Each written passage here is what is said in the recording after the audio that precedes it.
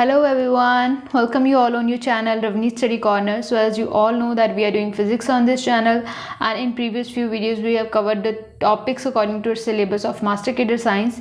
But in today's particular video I am going to solve the question paper or the questions that were asked in the question paper of exam that was held on 10th of the January 2021.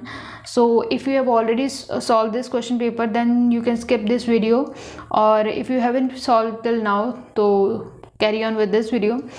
So let's start our today's topic. So first question that I've written here is laser action is most efficient in. So this is the topic that we have already covered on our channel very well. तो मतलब अच्छे तरीके से सारा topic कर रखा है हमने. तो अगर आपने वीडियोस देखी हैं तो आप इन क्वेश्चन का आंसर इजीली दे सकते हैं. So laser action is most efficient in. तो हमने दो तरह की स्कीम्स पढ़ी हैं, 3 level pumping scheme and 4 level pumping scheme.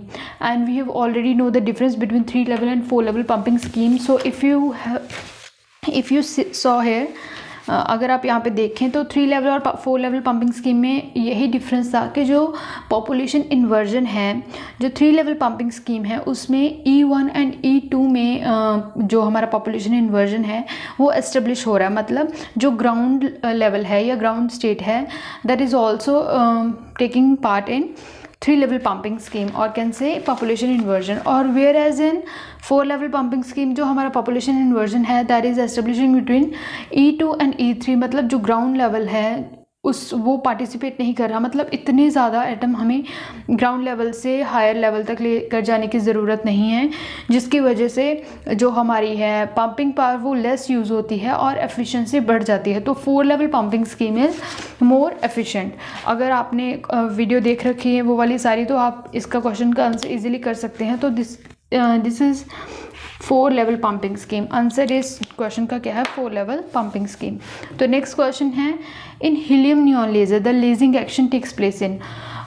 फिर से वही बात, अगर आपने वीडियो देखी है तो आपको पता होगा, अगर नहीं तो हम यहाँ पे सॉल्व कर लेते हैं. ऐसा होता है हीलियम और सिमिलरली हियर नियॉन. तो हीलियम नियॉन लेज़र में हमने पढ़ रखा है कि हीलियम जो एनर्जी है पहले वो हीलियम एटम्स लेते हैं और उसके बाद वो ट्रांसफ़र करते हैं नियॉन एटम्स में, और जो लेजिंग एक्शन है वो यहाँ पर होता है. ऐसे लेजिंग एक्शन टेक्स प्लेस. तो 4 टाइप्स की लेज़र फॉर्म होती हैं, जिसमें सिर्फ एक जो लेज़र है विजिबल रीजन में लाई करती है, जो रिज़ल्ट करती है हमें जो रेड लेज़र मिलती है इन हीलियम नियॉन लेज़र. तो आई होप आपको ये क्वेश्चन भी अब अच्छे से क्लियर हो गया होगा. तो आई विल रिकमेंड कि आप पहले वीडियोस देख लें अगर अभी तक नहीं देखी हैं लेज़र एक्शन की, क्योंकि उसके बाद ये सारे क्वेश्चन सिर्फ एक्सप्लेनेशन की बात ही नहीं रह जाएगी. आप you will just see the question and then take the answer. Okay, तो इस क्वेश्चन का आंसर क्या है, लेजिंग एक्शन जो है हीलियम नियॉन लेज़र में वो किस एनर्जी लेवल में होता है. तो that is in the energy levels of neon. Okay, तो most commonly use laser for precise measurement. तो अब हमने बात कर ली है कि जो लेवल स्कीम है और पंपिंग लेवल है वो कौन सा बढ़िया है, that is 4 level pumping scheme. और 4 लेवल पंपिंग स्कीम किस लेज़र में हम देख सकते हैं, हीलियम नियॉन लेज़र में. इसका आंसर आप अगर देखें कि अपने सिलेबस में सिर्फ 2 ही लेज़र्स मेंशन हैं, that is helium neon and second one is solid laser. तो अगर उस हिसाब से हम देखें तो दोनों लेज़र में अगर कंपेयर करके बात कर लें तो वो भी आंसर आ जाता है हीलियम नियॉन. लेकिन अगर आपने मतलब पढ़ा है तो फिर हिट एंड ट्रायल की ज़रूरत नहीं पड़ती, आप सीधा देखकर आंसर बता सकते हैं. तो इसका आंसर क्या आएगा, helium neon laser. Next question is 4th, nuclear forces are. अब हमने न्यूक्लियर फोर्सेस के बारे में पढ़ा था. हमने जो फर्स्टली वीडियोस कर रही थी, प्लेलिस्ट भी बना रखी है इसकी मैंने, तो आप वहाँ पे भी देख सकते हैं. तो न्यूक्लियर फोर्सेस हैं वो न्यूक्लियस के अंदर ही अप्लाई होती हैं. और न्यूक्लियस के अंदर कौन कौन से पार्टिकल्स हैं अगर आपसे मैं पूछूं तो वो हैं प्रोटॉन एंड न्यूट्रॉन इनसाइड. तो अब ये नहीं ये जो न्यूक्लियर फोर्सेस हैं ये नहीं देखेंगे कि मैं प्रोटॉन और प्रोटॉन के बीच ही अप्लाई होंगी, या फिर न्यूट्रॉन और न्यूट्रॉन के बीच ही अप्लाई होंगी, या फिर प्रोटॉन न्यूट्रॉन. ये तीनों केसेस में इक्वली अप्लाई होती हैं. मतलब ये एक चार्ज पार्टिकल है और एक न्यूट्रल पार्टिकल है, तो ये डिफ्रेंशिएट नहीं कर रही हैं. तो मतलब ये जो है चार्ज इंडिपेंडेंट है. तो फर्स्ट चार्ज इंडिपेंडेंट की फर्स्ट 2 ही कह सकते हैं ऑप्शंस हैं। उसके बाद इन दोनों में है short range and long range. अब अगर मैं न्यूक्लियस देखूं तो इसका रेडियस कितना है 10⁻⁻15 metre, that is equals to 1 fermi. एक फर्मी है, तो आप खुद ही सोच सकते हैं ये शॉर्ट रेंज होगी या लॉन्ग रेंज। तो उस हिसाब से हमारा आंसर होगा A, that is short range and charge, oh sorry not charge dependent, short range and charge independent, that is third option. तो थर्ड ऑप्शन है short range and charge independent, charge पे depend नहीं कर रही है। Okay मैं वो confuse हो गई थी चार्ज डिपेंडेंट और फर्स्ट और सेकंड ऑप्शन में। And then fifth question, in a nucleus with even number of neutrons and odd Z, Z का क्या है यहाँ पे atomic number, the ground state spin of the nucleus is determined by. अब ये question है shell model का। अगर आपने शेल मॉडल पर रखा है तो हम वहाँ पे करते हैं कि उसकी ग्राउंड स्टेट और parity, ground state spin and parity कैसे फाइंड करते हैं। तो जो हमारा एटम है that is where A is mass number and is equals to p plus n x and z is atomic number and it is equals to proton, number of protons. So अगर मैं a minus Z करूँ तो ये neutron बनता है, ठीक है। दोनों का डिफरेंस कितने न्यूट्रॉन है वो मतलब दोनों का डिफरेंस करके पता कर सकते हैं। और अब कंडीशन क्या गिवन है हमें, इवन नंबर ऑफ न्यूट्रॉन है और ऑड जेड है। जेड ऑड है मतलब जेड ऑड है मतलब प्रोटॉन ऑड है, प्रोटॉन ऑड है, और न्यूट्रॉन जो हैं वो इवन हैं, ठीक है। ये जो मतलब टर्म्स होती हैं इनके बारे में भी मतलब हमें पता होना चाहिए। कई बार हम यही नहीं बना सकते क्योंकि कंफ्यूज हो जाते हैं, प्रोटॉन कौन सा है, न्यूट्रॉन कौन से है, मास नंबर किसका सम है और एटॉमिक नंबर किसका सम है। तो ये पहले क्लियर होनी चाहिए। ये बेसिक +1 का चैप्टर है स्ट्रक्चर ऑफ एटम, उसमें बहुत अच्छे से दिया हुआ है केमिस्ट्री का। ओके तो अब बात आ गई, अब हमें पता है चाहे जो हमारा शेल मॉडल है उसमें ग्राउंड स्टेट जो है स्पिन और पैरिटी, वो दोनों चाहे प्रोटॉन ऑड बच जाए या फिर न्यूट्रॉन ऑड बच जाए। पहले दो केसेस होते हैं, जो प्रोटॉन ऑड बचता है और न्यूट्रॉन ऑड बचता है, उनमें से जो रिज़ल्ट करता है उनमें से जो ऑड होता है उसी की वजह से स्पिन और पैरिटी होती है। और अब अगर हम इसमें देखें, न्यूट्रॉन तो ऑलरेडी बोल रखा है कि इवन है, मतलब वो पेयर कर जाएंगे, कोई भी अनपेयर्ड नहीं बचेगा। और सिमिलरली जो जेड है, जेड दैट इज़ प्रोटॉन, वो ऑड है। तो फिर जो आंसर है वो क्या होगा, लास्ट ऑड प्रोटॉन और लास्ट और न्यूट्रॉन। इन दोनों में से कन्फ्यूजन होगी बच्चों को क्योंकि कई बार हमने इतने अच्छे से नहीं पढ़ रखा होता। तो लास्ट ऑड प्रोटॉन आंसर आएगा। अगर यहाँ पे इवन नंबर ऑफ n ना दे रखा होता, लेट अस सपोज कि यहाँ पे सिर्फ n दिया होता, तो क्या आंसर आना था हमारा, फिर हमारा कोई आंसर नहीं आना था, फिर कंफ्यूज हो जाना था बच्चों ने, और उसके बाद क्या होना था, ग्रेस मिल जानी थी यही होना था। ओके तो आई होप आपको क्लियर हो गया। जो लास्ट ऑड प्रोटॉन बचे या ऑड न्यूट्रॉन बचे उसकी वजह से जो है ग्राउंड स्टेट स्पिन और पैरिटी आती है। ओके नेक्स्ट क्वेश्चन है, which combination of crystal structure and their coordination number is correct. अब आपको पढ़ रखा है सॉलिड स्टेट का पूरा चैप्टर पढ़ रखा है, तो simple cubic, body centred, face centred, hexagonal close packing, ये सभी ने पढ़ रखा है। इसमें क्या है, जो कोऑर्डिनेशन नंबर है क्या है, 6, 8 एंड 12। एफसीसी का भी 12 है और हेक्सागोनल क्लोज पैकिंग का भी 12 है। Simple cubic 6, BCC 8, FCC HCP 12।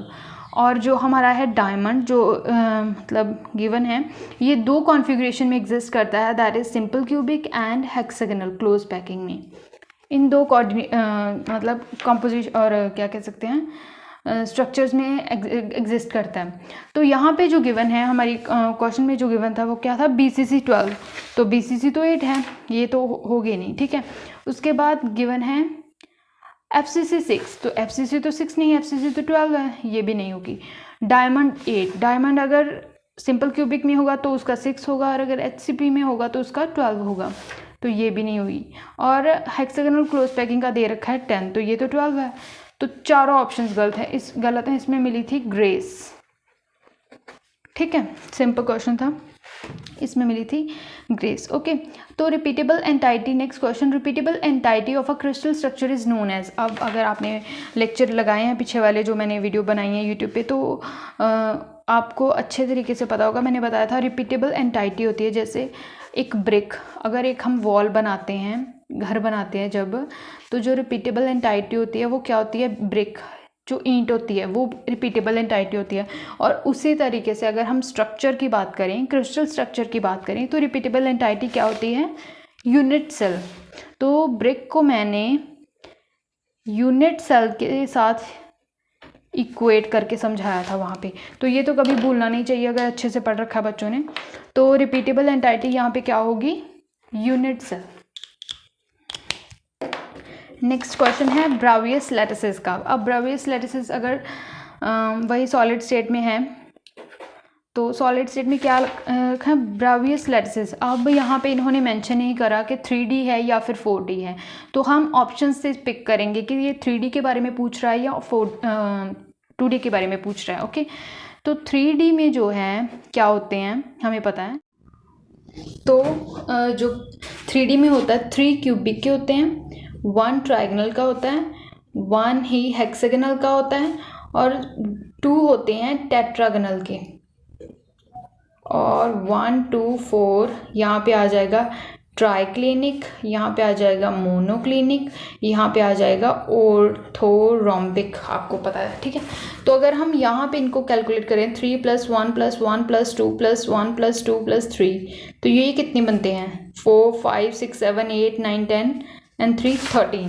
नहीं गलती होगी, 1 2 4 आएगा यहाँ पे 3, तो ये कितने बन गए 14। मतलब 3D में तो होते हैं 14। सिमिलरली अगर मैं 2D की बात करूँ तो उसमें होते हैं 5। तो अगर मैं ऑप्शन से पिक करूँ तो इसका आंसर आएगा 14। अगर इसमें ऑप्शन में एक और ऑप्शन दी रखी होती 5, तो फिर दोनों में कन्फ्यूज़न हो जानी थी, और फिर यहाँ तो उनको स्पेसिफाई करना पड़ता था कि 3D है या 2D है। अगर स्पेसिफाई नहीं किया तो फिर सिर्फ एक ही ऑप्शन गिवन होना चाहिए। तो इसके अकॉर्डिंग जो हमारा आंसर है दैट इज़ 14।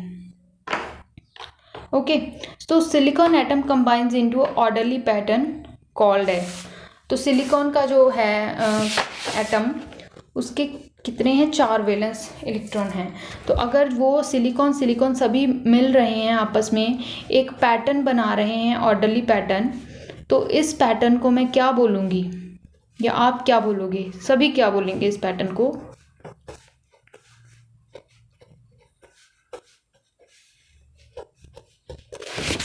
ये पैटर्न देखने में क्या लग रहा है, क्रिस्टल लग रहा है। तो इन्होंने ऑप्शन में क्या दे रखा, वैलेंस ऑर्बिट नहीं, कोवलेंट बॉन्ड नहीं, सेमीकंडक्टर। हाँ, ये सेमीकंडक्टर ही है, लेकिन ये क्रिस्टल है। पहले सेमीकंडक्टर होने से पहले ये एक क्रिस्टल है।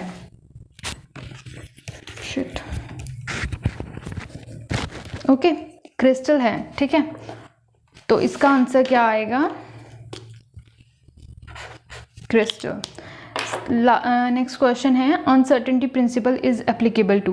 तो अनसर्टेनिटी प्रिंसिपल जो है हमने पढ़ रखा है, ये किस पर, अब बच्चों को बड़ी कन्फ्यूजन हुई थी इस बार जो एग्ज़ाम हुआ था कि अनसर्टेनिटी प्रिंसिपल का जो पेपर है, क्वेश्चन पूछा है, इसमें सिर्फ सब एटॉमिक सिस्टम आएगा या फिर बोथ सब एटॉमिक और लार्ज सिस्टम। ऑप्शन ये सही थी, लेकिन बच्चों ने ज़्यादातर ये लगाई थी। तो क्या पूछा था और क्या लगा के आए हम ऑप्शन में टिक, ये कन्फ्यूजन है।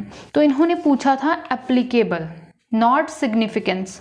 अब सिग्निफिकेंस जो है, जो अनसर्टेनिटी प्रिंसिपल का सिग्निफिकेंस है, वो सिर्फ सब एटॉमिक में है, वो अप्लाई दोनों में होगा, सब एटॉमिक पर भी लार्ज सिस्टम पर भी। हाँ, वो बात अलग है कि लार्ज सिस्टम में हमें उसका कोई सिग्निफिकेंस देखने को नहीं मिलेगा, लेकिन जो एप्लीकेशन है, अप्लाई होना, वो दोनों तरफ होना है, लार्ज में भी और सब एटॉमिक में भी। तो ये जो आंसर है इसका आएगा सब एटॉमिक। तो पहले पढ़ लिया करो क्वेश्चन में क्वेश्चन क्या पूछ रहा है, हमें सब पता होता है, आता भी होता है, लेकिन फिर भी हम गलत करके आ जाते हैं। तो यही क्वेश्चन थे 10 क्वेश्चन, आज हमने 10 क्वेश्चन सॉल्व करे हैं। तो नेक्स्ट वीडियोस में भी हम ऐसे ही सॉल्व करेंगे बाकी क्वेश्चंस, और आई होप आपके लिए हेल्पफुल रही होंगी ये वीडियोस। और बाकी जो हमारे टॉपिक्स हैं उन पर भी मैं रेगुलर वीडियो बनाने की कोशिश कर रही हूँ। कई बार लाइफ या क्या बोलूँ, चीज़ें अपसेट हो जाती हैं, कई बार इतना रेगुलर नहीं रह पाता कुछ। बस यही है कि पढ़ो, अच्छे से पढ़ो, और that's it. So this is all for today. Thank you. Do like, share and subscribe. Press the bell icon as well to get the notifications whenever I upload a new video. So thank you very much.